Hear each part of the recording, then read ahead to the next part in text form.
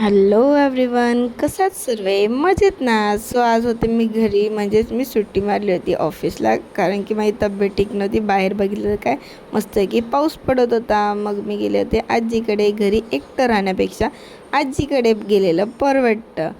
ते पण मी गेले होते माझ्या मावशीच्या स्कूल बसनी. हे बघा, ती सगळ्या हळूहळू एक एक मुलांना कलेक्ट करत होती, ही ईश्वरी. आणि मग मी सर्वात आधी गेले होते ते म्हणजे मम्मीच्या स्कूलमध्ये मम्मीला भेटायला. तिला माहीतच नव्हतं मी इकडे आले होते.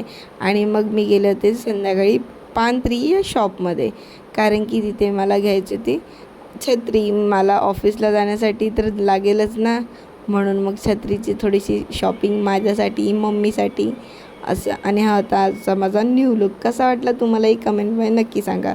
त्यानंतर गेले मी घरी, आणि घरी बघताच काय तर माझं हे पार्सल आलं होतं, ज्याचं बटरफ्लाय बघून तुम्हाला कळलंच असेल हे नक्की काय आहे. ते शेलवालं जे बीड्स असतात ते आहे, ज्याच्यामध्ये माझा तर बीड्स कुठल्या रंगाचं आहे हे आता आपल्याला सगळ्यांना सरप्राईज आहे. बघूयात आता कुठल्या रंगाचं ते शेल आणि शेलच्या आतमधलं बीड्स असेल.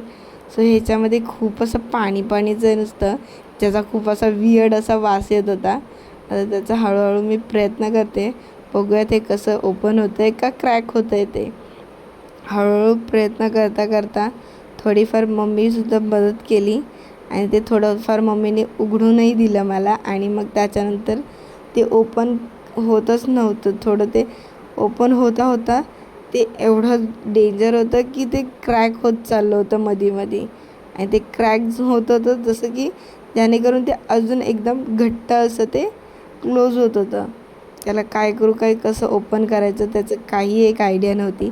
तरीही माझा हट्ट म्हणून हे मी मागवलं होतं, ज्याचं मलाच माहीत नव्हतं की ते कसं ओपन करणार आणि कसं ते बीड्स बाहेर काढणार. म्हणून आता काय करणार, स्वतःचे हट्ट स्वतःलाच पूर्ण करायचे असतात. आता ते थोडंफार आता ओपन झालेलं आहे, आणि हा आहे माझा बीड्स. मस्त की सुंदर असा क्यूट आणि नाजूक कलरचा आहे हा. बघा तुम्हाला कसा वाटला माझा छोटूसा बीड्स आणि माझा डे.